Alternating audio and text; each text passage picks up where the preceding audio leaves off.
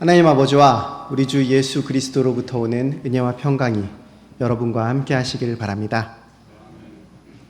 민족의 명절입니다. 추석이죠. 한 해 농사를 모두 끝내놓고 수확한 곡식과 과일들을 감사하면서 조상신에게 제사를 지냈던 것에서 유래했다고 합니다.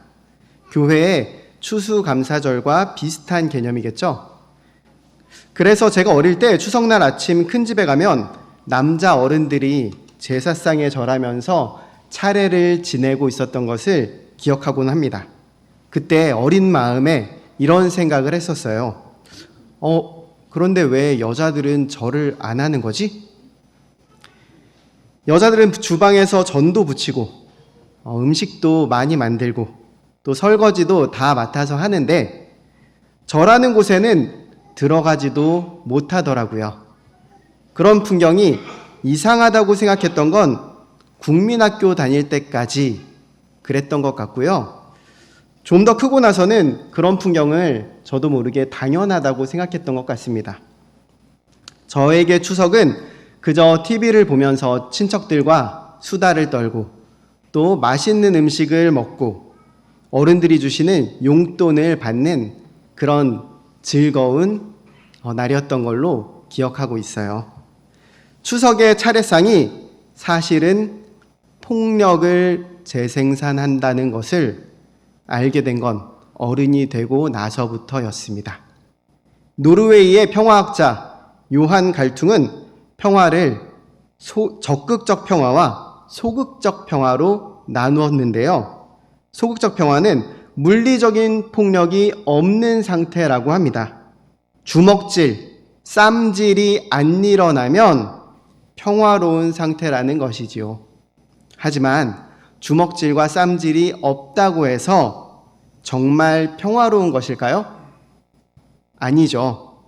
추석 연휴 라디오 사연들을 제가 차에서 듣는데요. 그 중에 상당수는 추석날에 많은 양의 부엌일을 해야 하는, 도맡아서 해야 하는 주로 여성들, 주부들의 하소연들이었어요.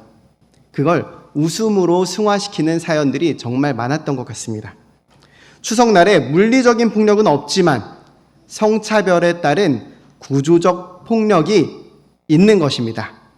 그런데 중요한 사실이 하나 있습니다.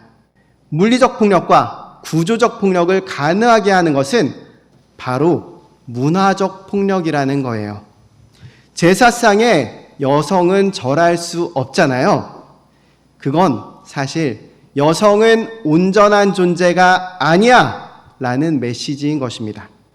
여성에 대한 문화적 폭력이 녹아져 있는 것이지요. 설날과 추석 차례상에서 여성은 온전한 존재가 아니다 라고 무언의 메시지를 의도적이지는 않았을 수 있지만 반복하고 있는 것입니다.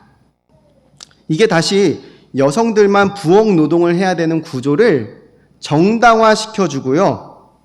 또 겉으로는 평화로운 듯이 보이는 추석이지만 사실은 그 안에서 구조적인 폭력이 계속 생산되고 있는 것이지요. 그런데 혹시라도 여기에 반발하는 누군가가 나타난다면 종종 물리적 폭력을 동반한 심각한 싸움이 일어나서 뉴스에서 그런 소식을 접하기도 하는 것입니다. 이쯤이면 생각하게 되죠.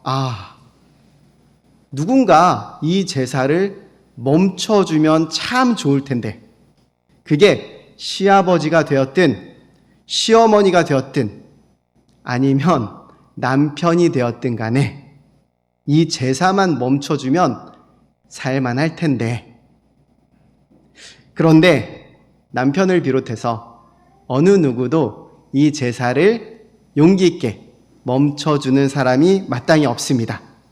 속으로는 썩어 문드러질지언정 굳이 나서서 이 고름을 짜내는 그 수고를 할 사람이 없는 것입니다. 더러운 꼴 보면서 욕을 먹으면서까지 분노하는 사람이 없는 것이죠. 거룩한 분노를 할 줄 아는 사람이 단 한 명도 없는 것입니다. 불의를 보고 거룩한 분노를 하는 든든한 남편, 든든한 식구, 딱 한 사람만 있으면 그 집안은 달라질 텐데 말입니다. 사실 저 역시 이 거룩한 분노랑은 거리가 좀 먼 사람입니다. 제대로 분노하는 법을 잘 배우지 못한 것 같아요. 어렸을 때부터 교회에서 그리고 집에서 늘 온유해야 한다, 착해야 한다라는 말을 많이 들었습니다. 예수님께서는 온유하고 또 자비로우신 분이야, 이런 얘기를 많이 들었죠. 욕하면 안 된다, 때리면 안 된다, 이런 얘기도 많이 들었고요. 그런데 예수님은 불의에 저항하신 분이야, 이런 얘기는 거의 듣지 못한 것 같아요. 그러니까 너희도 불의에 저항해야 한다, 이런 가르침도 많이 듣지 못했던 것 같습니다.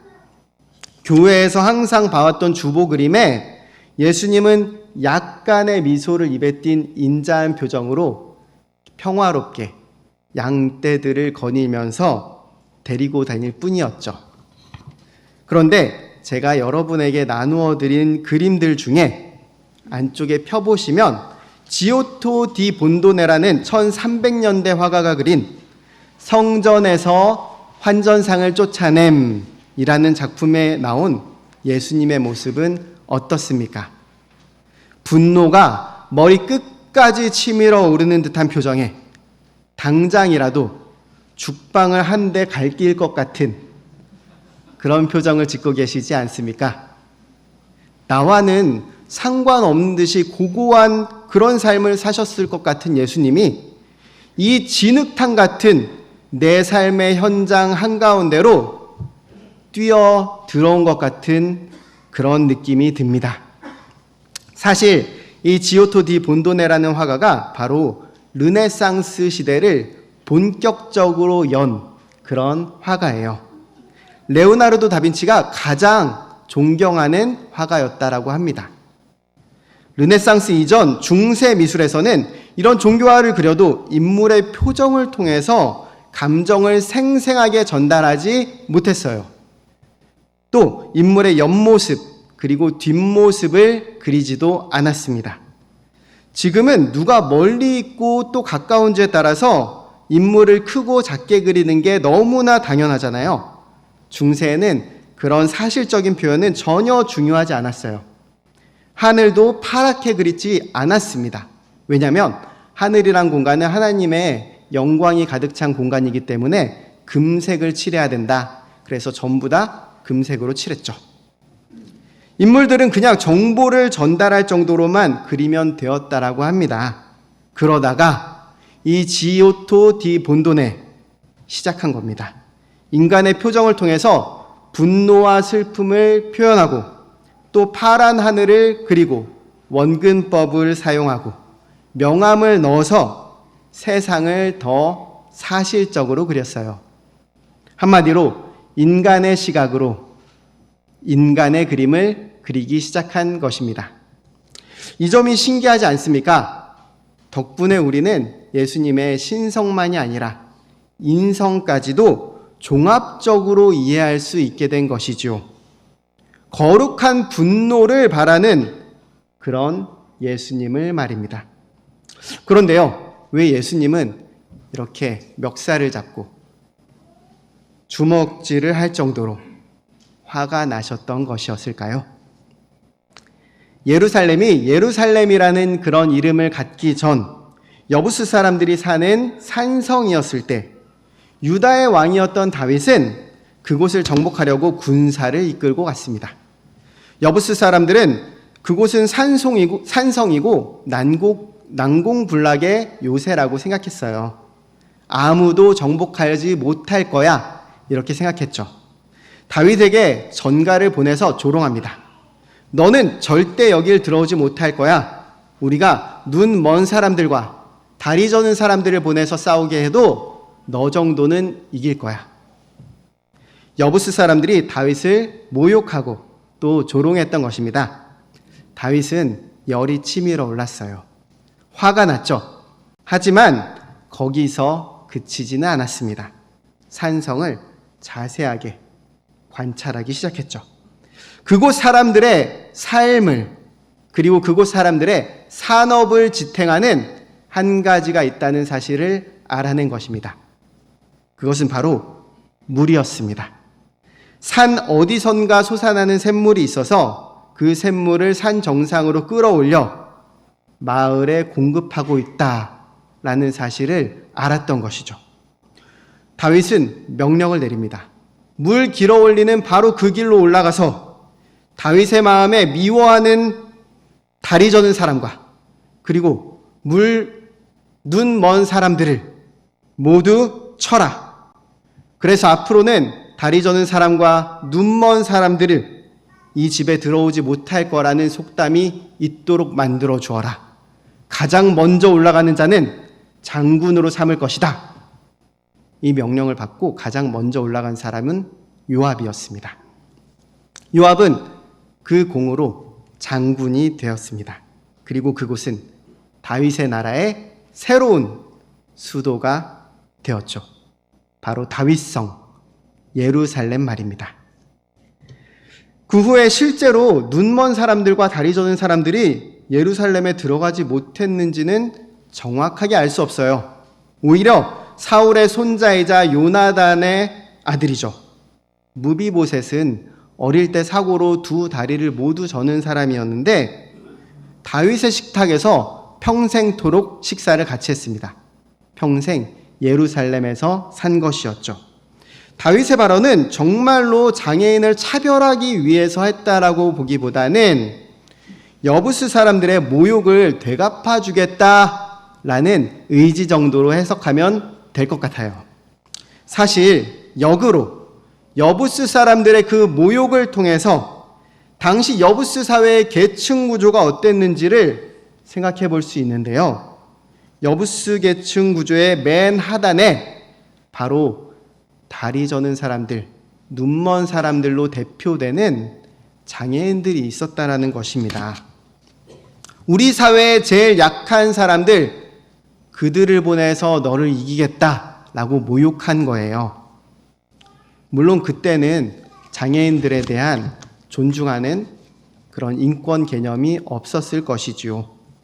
당시 예수님 당시 예루살렘이 로마의 식민지였지만 그럼에도 불구하고 대제사장을 비롯한 제사장들은 로마로부터 어느 정도의 자치권을 인정받으면서 유대 사회를 실질적으로 다스리고 있었습니다. 대제사장은 유대 의회와 또 최고재판소 역할을 겸하는 사네드린의 의장이기도 했죠. 제사장들은 유대 사회의 종교 지도자였을 뿐만 아니라 정치적인 지도자이기도 했던 것입니다. 이런 사실은 페르시아 제국 아래에서도 그리고 그리스의 통치 아래에서도 그리고 로마의 통치 아래에서도 사실 변한 것은 아니었어요. 제국의 이름이 바뀌고 제국의 통치자가 바뀌어도 예루살렘의 실질적인 통치자는 언제나 제사장들이었던 것입니다. 예수님 때에도 예루살렘은 사실상 난공불락의 성이었던 것입니다. 예수님 역시 이 사실을 모르셨을까요? 예수님 이 사실을 알고 계셨습니다. 어쩌면 예루살렘을 앞에 두고서 다윗과 여부스 족속의 이야기를 떠올리셨을 수도 있을 것 같아요. 예루살렘 핵심 산업의 물줄기가 어디 있는지를 곰곰이 보셨을 것 같습니다. 그 물줄기를 타고 적의 심장부로 들어가려 하십니다.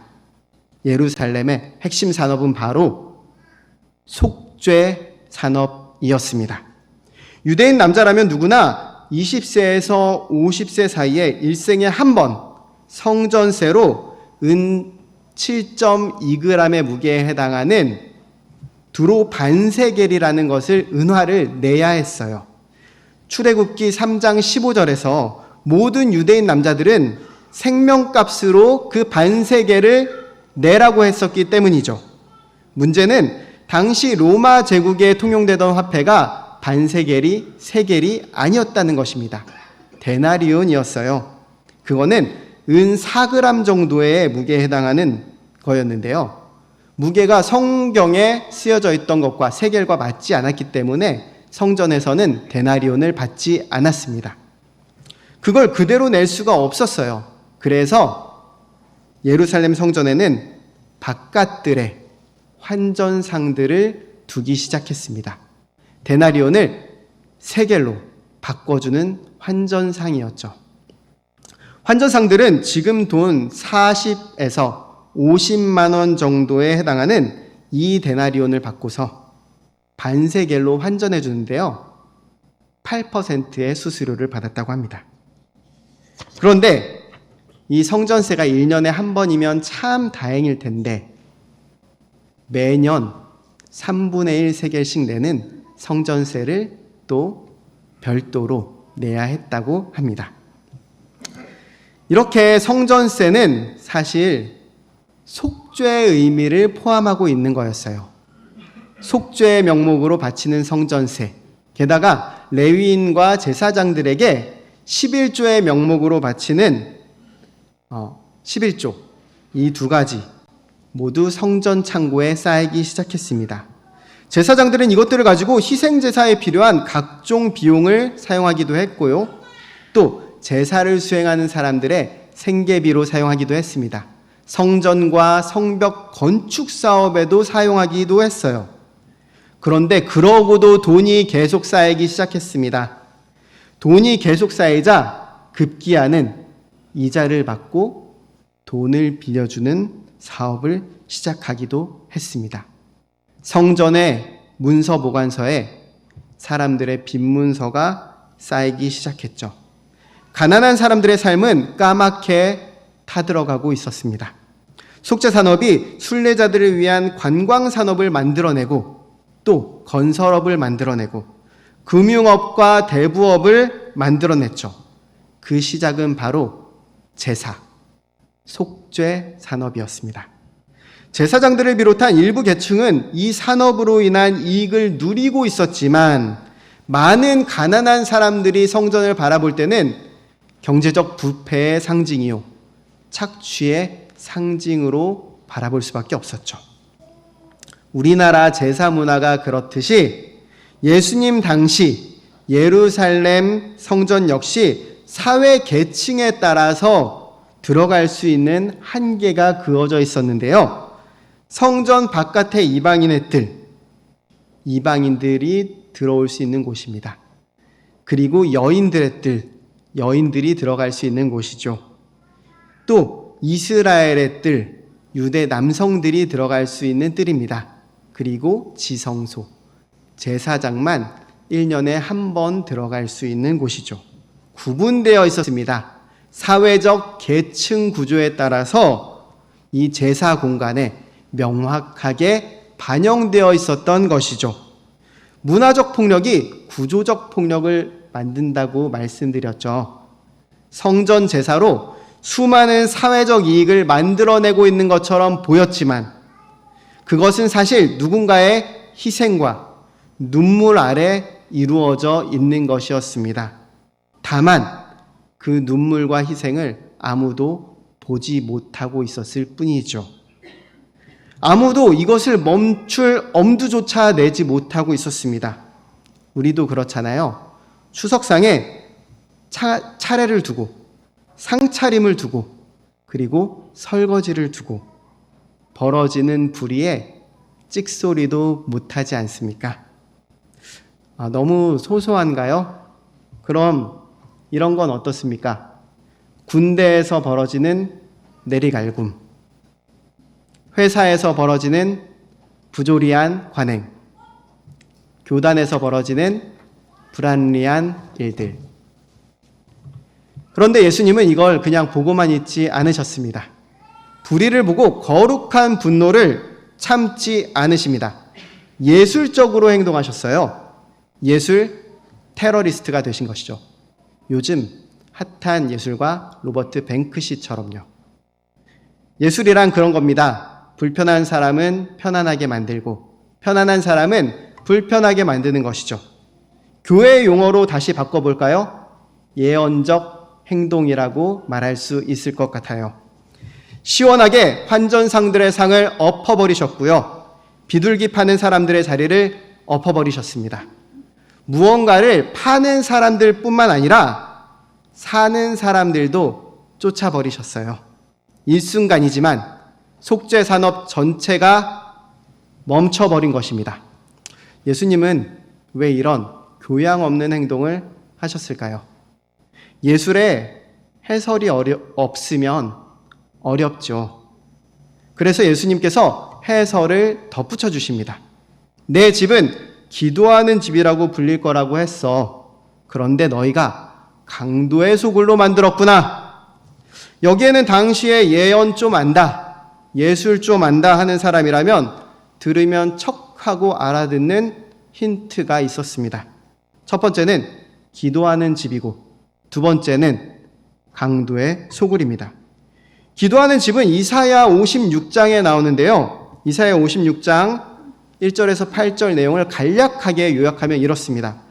공평과 정의를 행하는 자는 흠이 있는 고자라도 영원을 약속해 주겠다. 하나님 아닌 이방인이라도 하나님 백성이 되게 하겠다.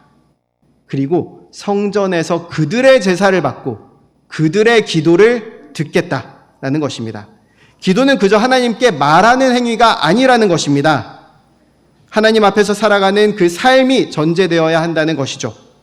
공평과 정의를 행하는 바로 그 사람이 하나님 앞에서 살아가는 사람이고 참되게 기도하는 사람이라는 뜻입니다. 차별받지 않을 것이라는 뜻입니다. 또 강도의 소굴로 가보겠습니다. 예레미야 7장인데요. 예레미야가 성전 한복판에 서서 외칩니다. 이웃들 사이에 공평과 정의를 행해라. 사회의 가장 연약한 사람들인 이방인과 과부, 고아를 압제하지 말고 억울한 사람이 없게 하여라. 거짓말, 도둑질, 살인, 간음하지 말아라. 이런 것들을 도외시한 채 제의적인 행위, 형식적인 예배 행위에만 치중하는 바로 그 신앙이 우상 숭배라는 것입니다. 그들이 마땅히 가져가야 할 몫을 빼앗아서 성전에 갖다 놓는 그런 것은 도둑질이라는 것입니다. 그들이 마땅히 받아야 할 것을 빼앗아서 내 삶에 하나님 앞에, 내 삶이 하나님 앞에 거룩하다라고 하는 것은 도둑질이라는 것입니다. 성전을 강도의 소굴로 만들고 있다는 것입니다. 여기서 이 강도는 문자 그대로 강도일 수도 있지만요, 하나님 앞에 역적이라는 뜻입니다. 예수님은 당시 성전에서 제사를 섬긴답시고 예배 좀 드린답시고 와서 어깨 좀 으쓱으쓱 대던 사람들에게 말하는 겁니다. 교회가 도둑놈들 소굴이야? 하나님 무서운 줄 알아야지. 예배한답시고 쇼만 하지 말고 똑바로 살으라고. 하나님의 사람답게 정의로운 세상을 좀 꿈꾸라고. 차별하지 말고 힘없고 약한 사람 편에 서라고. 똑바로 예배하라고. 이렇게 해설을 끝내십니다. 그러고는 어떤 세상을 만들어 가실지 다시 예언적 행위, 예술적 행위를 계속하십니다.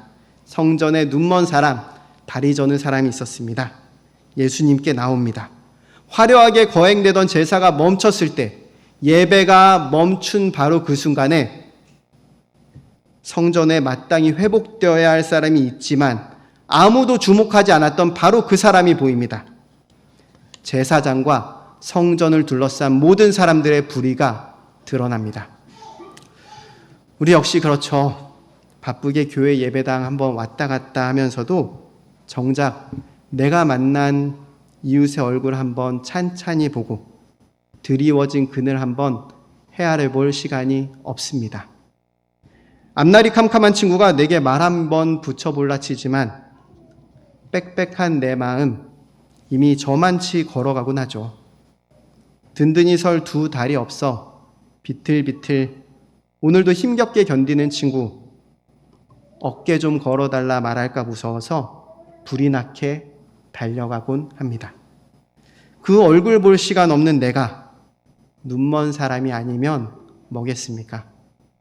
튼튼한 다리 쓸데없이 혼자 낭비하는 내가 다리 저는 사람 아니면 뭘까 싶습니다. 렘브란트 역시 같은 고민을 했던 것 같습니다. 여러분에게 나눠드린 그림 중에 있는데요. 아까 봤던 그림 우측으로 1600년대의 화가 렘브란트의 그림을 드렸습니다. 이 그림의 제목 역시 성전에서 환전상을 내쫓는 그리스도입니다. 이번엔 예수님이 위에서 아래로 채찍을 내리치시죠. 그런데 특이할 만한 것이 있습니다. 이 그림의 환전상들은 모두 눈이 먼 것 같아 보여요. 빛이 없고 다 어둠 뿐입니다. 그런데 정중앙의 사람, 이분은 테이블에 돈을 한 푼이라도 더 건져보려고 손은 부지런히 놀리는데 눈을 동그랗게 뜨고 있어요. 돈에 눈이 멀었다는 것을 표현한 것 같습니다. 그런데 조금 더 찬찬히 생각해 보았습니다. 어쩌면 예수님은 돈에 눈먼 환전상의 눈을 뜨게 하신 건, 방금 뜨게 하신 건 아닐까요? 사람이 처음 눈을 뜨면 이런 모습일 수도 있겠다 싶습니다. 그러고 보면 예배당에 왔다 갔다 하면서도 마음속에는 욕심 가득하고 헛된 것으로 가득 차 있는 환전상의 그 모습이 바로 나의 모습, 그리고 우리의 모습을 그린 것 아닌가 싶습니다. 그런데 그 가운데 사는 우리에게 여전히 희망이 있다면 그건 바로 예수님의 거룩한 분노가 아닐까요? 예수님의 끝까지 포기하지 않는 바로 그 분노가 은혜고 기적이 아닐까요? 눈먼 우리의 눈을 뜨게 하는 그 목소리고 우리의 눈을 번쩍 뜨게 하는 채찍질일 테니 말입니다. 예수께서는 눈 멀고 다리 저는 사람을 고쳐주십니다. 돈 없이, 값 없이 고쳐주십니다. 이사야 55장에서 말한 것처럼요. 그치만 있는 힘 다 써서 고쳐주시죠. 그래봐야 본인이 힘들어질 것 알면서 고쳐주십니다. 저라면 안 그럴 텐데 오해받고 또 미움받을 것 알면서도 고쳐주십니다. 사람 고쳐 쓰는 거 아니라는데 고쳐주시죠. 공평과 정의를 행하는 게 뭔지를 보여주십니다. 다윗이 말했죠. 눈 멀고 다리 저는 자는 다윗의 집에 들어오지 못한다고요. 다윗이 예루살렘을 정복할 걸 선언하신 것입니다. 그런데 예수님은 아예 눈 멀고 다리 전 사람을 회복시켜 버리십니다.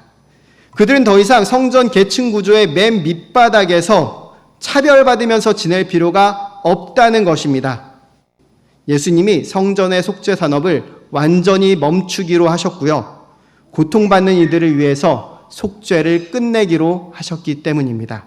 실제로 AD 70년 예루살렘 성전 문은 완전히 닫아버렸습니다. 왜냐하면 전부 파괴되었거든요. 영원히 제사를 멈추게 되었습니다. 그리고 하나님 나라는 그리스도의 제자들과 함께 온 세상으로 퍼져나가기 시작했습니다. 이쯤 되면 예수님이 다윗의 자손이다라는 걸 충분히 증명하고도 남지요. 다윗의 주인이기 때문입니다. 이렇게 예수님은 예언적 행위, 예술적 행위를 끝내십니다. 누구보다 예술적으로요. 이걸 전부 지켜본 어린이들이 있었습니다. 호산나 찬양을 부르죠. 하지만 대제사장과 서기관들은 이를 부득부득 갈고 있었습니다. 여전히 눈이 먼 채 하나님 나라 바깥에서 말입니다. 예수님은 이 사건으로 고난받을 것을 아시면서도 그러셨어요. 그 길로 베다니로 가십니다. 고난받는 자의 집이라는 뜻입니다. 이렇게 예수님의 성전 정화 사건의 처음과 끝을 모두 말씀드렸습니다. 그런데 활용점정이라고 하죠. 제가 한 가지 남겨놓은 것이 있습니다. 오늘 말씀을 전부 요약하는 핵심이 될 것 같아요. 지오토 디 본도네의 성전에서 환전상을 쫓아내는 그림, 다시 가보겠습니다. 그림 하단에는 환전상들이 엎어져 있고요. 속죄용으로 판매되고 있던 재물들도 자유를 얻어서 모두 도망치고 있죠.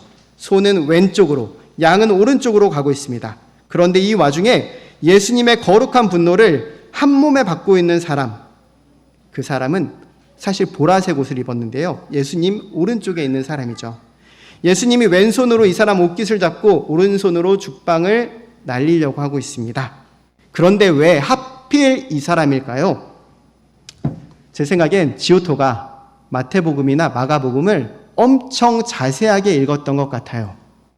왜냐하면 바로 이 남자의 왼손에 들려있는 것이 세 장, 바로 비둘기 장이기 때문입니다. 동일한 사건을 기록한 요한복음에 따르면 당시 속죄 제물에 판매하던 거에 소도 있고 양도 있었어요. 그런데 마태복음은 저자는 콕 집어서 비둘기 파는 자의 자리를 둘러엎으셨다라고 기록하고 있거든요. 왜 비둘기 파는 자만 꼭 집어서 말한 걸까요? 제가 곰곰이 생각해 봤는데요. 지오토도 나랑 같은 걸 생각했구나 생각하게 됐어요. 그건 바로 예수님의 마음이 비둘기 사는 사람한테 가 있었기 때문입니다. 비둘기는 가장 가난한 사람들의 속죄 제물이거든요. 예수님이 가장 가난한 사람들, 그들에게 사회 계층 구조의 가장 밑바닥에 있는 사람들에게 더 이상 제사 드리지 않아도 돼. 힘들었지? 돈 없이, 값 없이 그냥 와. 애쓰지 않아도 돼. 내가 힘이 되어 줄게. 도와줄게. 말씀하시는 것 같았기 때문입니다. 지오토 디 본도네도 이걸 알았던 것 같아요. 그래서 예수님 왼쪽에 제자들 중에 한 사람 옷에 어린아이처럼 작게 그려진 사람이 비둘기를 들고 있거든요.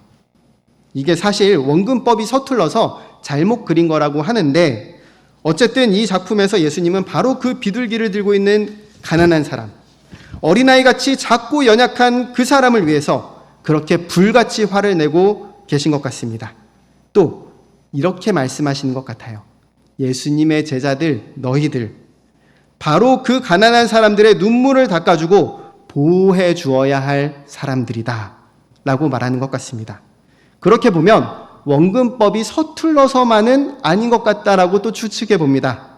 제자란 곧 가난한 사람을 마음에 새기고 옷처럼 가까이 두르고 사는 사람이라고 말하는 게 아닐까요? 말씀을 정리하고자 합니다.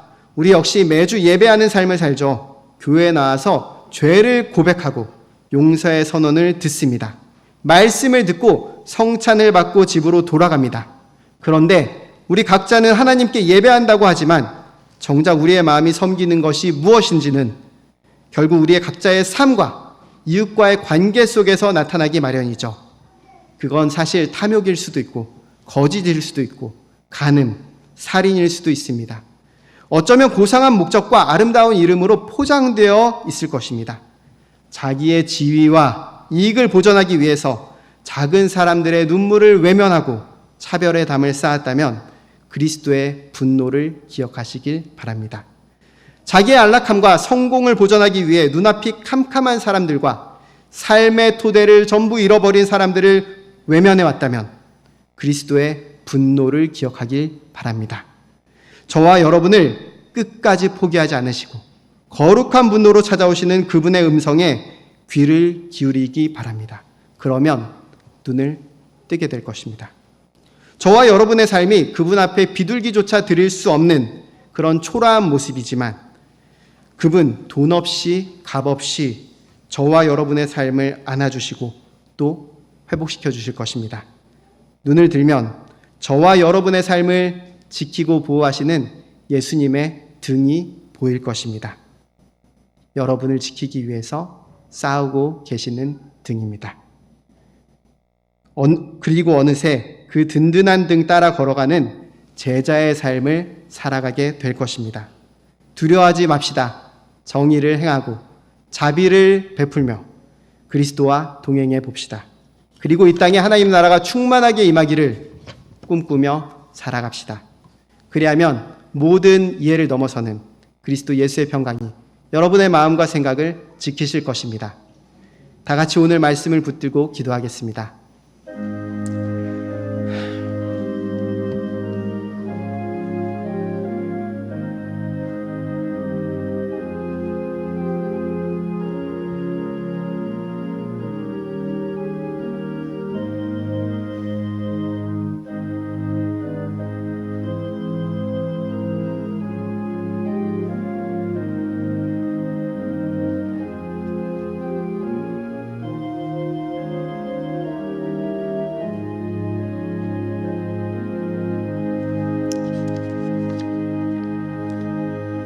이 모든 말씀 우리 주 예수 그리스도의 이름으로 기도합니다. 아멘.